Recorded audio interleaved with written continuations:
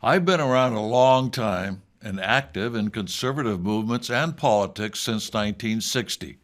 I've seen a lot. One of these things is the neutralization of the efforts of good people by a number of schemes and betrayals within organizations. It got so bad in the late 1960s that we had a saying, if it ain't Birch, it ain't Birch. What this meant was, if we didn't know the leaders of a movement, or if that movement did not understand what the real fight was, or if the leaders suddenly appeared with time and money on their hands, or if the leaders shied away from the members of the John Birch Society, then something was lacking in that leadership. One has to understand that what we are fighting is not the natural course of history. Someone makes things happen. This is one of the things that has always made the John Birch Society stand out. We identify who those people are. We don't point the finger at a particular religion, race, or ethnic group. We point the finger at subversive organizations and their members.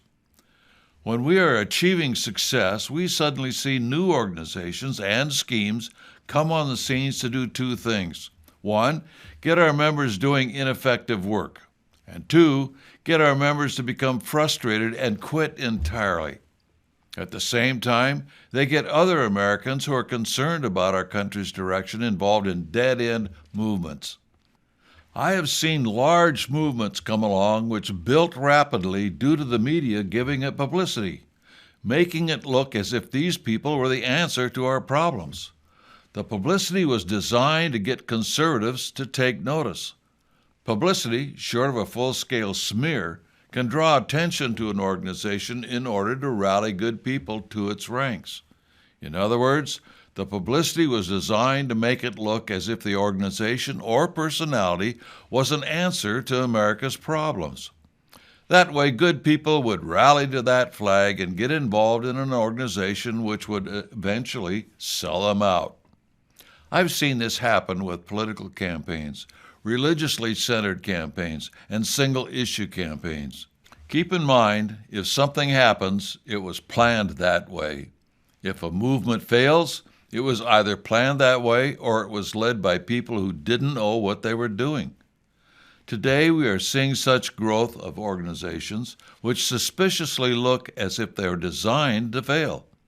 I'm not going to identify any of these groups. I will show you how to do this for yourself in a moment. But there's another thing these false organizations try to do, and that is to get people to do things which make the conservative movement look bad and give all conservatives a bad name. There are even worse organizations and people to beware of.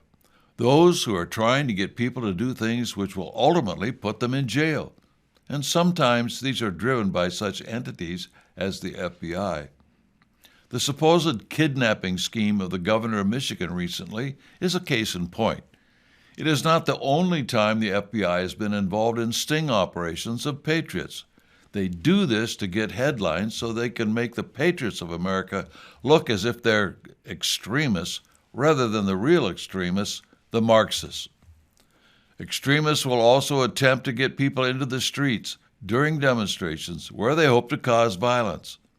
Video and pictures of the violence are then used to make conservatives and the police look bad. I think most of you can think of an example of this tactic. So where am I going with this? Basically, it's this. Be very careful what you get involved with, and one of the best tools you can have to judge other organizations and movements is this booklet called Tangents. It's a guide for what to look for and what is effective or ineffective. It even gives you a list of questions to ask of any movement as to whether it's worth your time and effort. Lastly, never get involved in any group or organization where you can be set up to do something that will get you into trouble in the long run. Send for the booklet Tangents at shopjbs.org. Read it. Keep it handy as a reference, and use it on newer people in our movement to help guide them through choppy waters. And if it ain't Birch, it ain't Birch.